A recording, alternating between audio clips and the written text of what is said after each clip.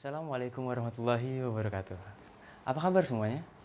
Semoga adik-adik semua tetap dalam keadaan sehat walafiat, tetap dalam keadaan kuat dan tetap semangat untuk menjalani aktivitas pembelajaran seperti mana biasanya, seperti itu. Dan jangan juga lupa untuk mencuci tangan kalian setelah kalian berpergian kemanapun itu. Jaga jarak dengan teman kalian dan kalau tidak terlalu penting jangan keluar rumah ya, tetap stay at home ya. Nah, oke, selanjutnya saya akan memperkenalkan nama saya. Nama saya adalah Wandika Haji Pratama. Saya berkuliah di Universitas Negeri Prasta PGRI Jakarta. Adapun maksud dan tujuan saya di sini tidak lain dan tidak bukan untuk melaksanakan PKL ya, atau biasa kita dengar dengan praktek kerja lapangan lah, seperti itu. Baik, setelah itu sebelum kita awali pembelajaran pada hari ini, ada baiknya kita awali dengan berdoa menurut kepercayaan masing-masing. Berdoa dimulai.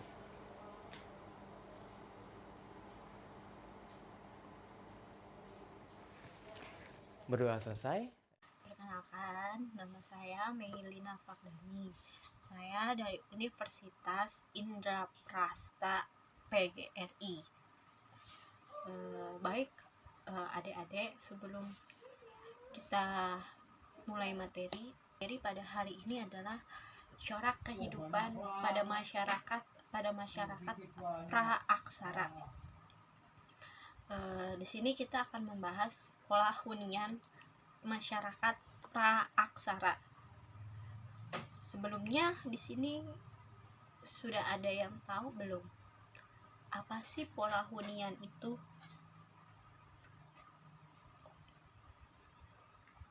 Pola hunian itu adalah tempat tinggal.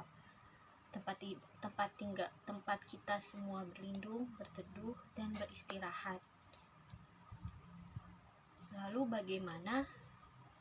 bagaimana sih tempat tinggal mereka? Tempat tinggal masyarakat pra-aksara.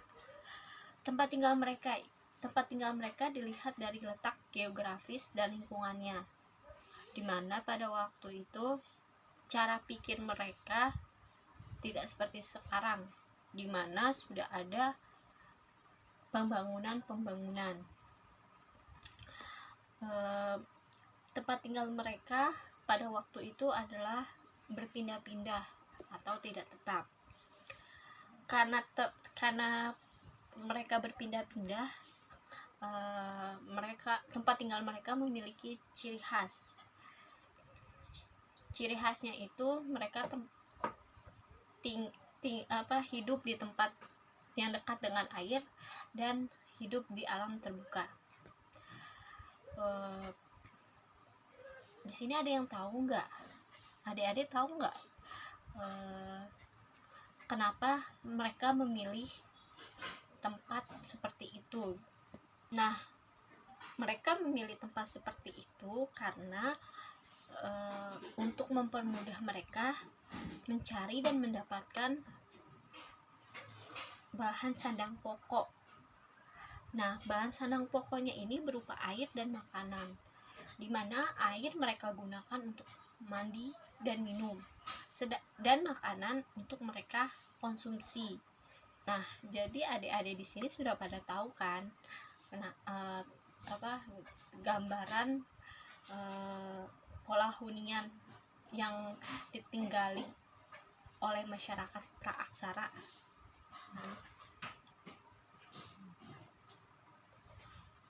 Itulah kenapa situs-situs masyarakat purba atau masyarakat pra-aksara selalu ditemukan di gua-gua atau di pinggiran aliran sungai. Sebelumnya perkenalkan, nama saya Adam Fareski, dimana saya akan menjelaskan tentang berburu, meramu, sampai bercocok tanam, yang dimana di masa itu ada 3 kehidupan dari zaman prasejarah, yaitu masa berburu, masa bercocok tanam, dan masa perundagian. Apa sih masa berburu itu? Masa berburu itu bisa dibilang pada zaman manusia purba mereka berburu itu untuk bertahan hidup, untuk keperluan mereka sehari-hari seperti makan, minum, dan lain-lain. Dan apa sih masa bercocok tanam itu? Masa bercocok tanam itu seperti mereka mendaur ulang makanan atau mereka menanam buah-buahan atau semacamnya seperti itu. Dan ada masa perundagian. Di masa perundagian ini manusia purba sudah mengenal logam. Maka dari itu manusia purba juga mulai membuat perhiasan, membuat seperti kapal kecil pada saat itu, karena di masa perundagian itu manusia purba telah mengenal yang namanya perdagangan. Jadi mereka juga semakin meningkat. Kurang lebihnya seperti itu. Assalamualaikum teman-teman, apa kabar? Semoga kita semua selalu dalam keadaan sehat walafiat, amin. Sebelumnya perkenalkan, nama saya Faisal, saya berasal dari Universitas Indraprasta PGRI. Semoga saya dan teman-teman nantinya bisa bekerja sama dengan baik dalam belajar mengajar ini. Nah, selanjutnya saya akan membahas sebuah materi atau lanjutan dari materi sebelumnya, yaitu berburu, meramu, sampai bercocok tanam. Pada masa ini bisa disebut masa perundingan. Masa perunding ini masa yang sangat baik pada saat itu, karena pada saat itu masa bercocok tanam ini sangat penting bagi masyarakat setempat, yaitu masa di mana masyarakatnya sangat teliti terhadap pekerjaannya. Jadi mereka juga menganut sistem kepercayaan, yang mana ada sebuah penguburan yang disebut dengan dolmen, sarkofagus, dan menhir. Nah, dolmen ini adalah sebuah meja batu, tempat sesajian yang pada saat itu sangat dipercayai hingga keturunan mereka sampai ke nenek moyang gitu. Nah, berikutnya sarkofagus.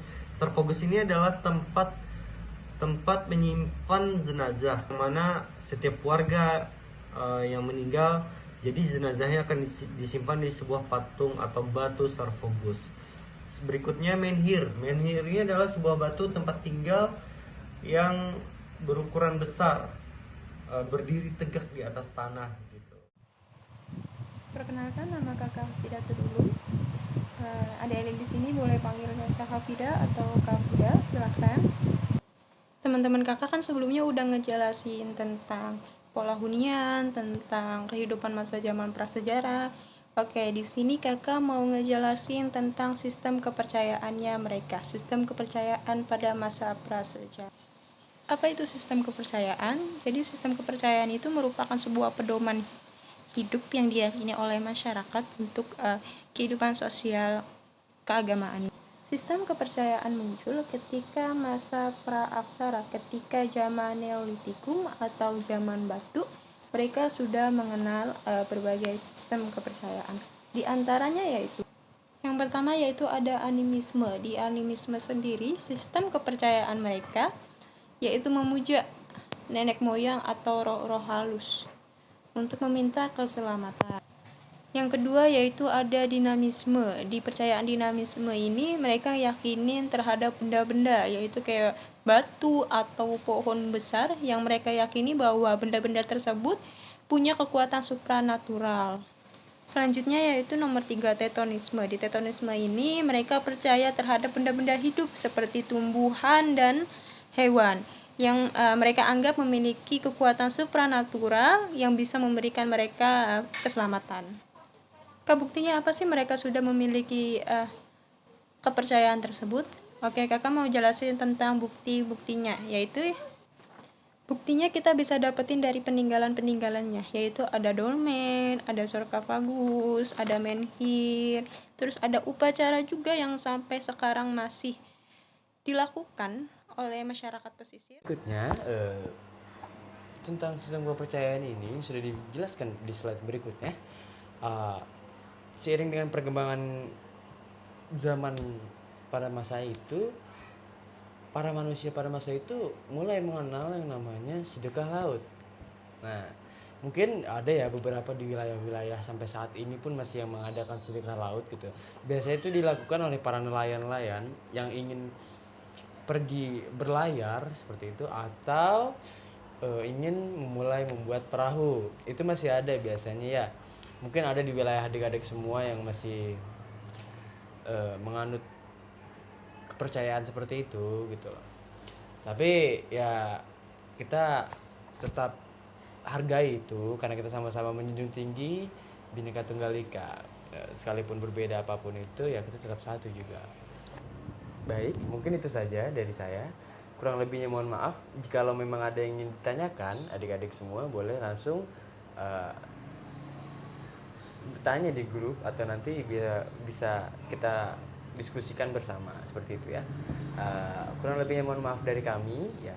Bila taufiq wal hidayah. Assalamualaikum warahmatullahi taala wabarakatuh.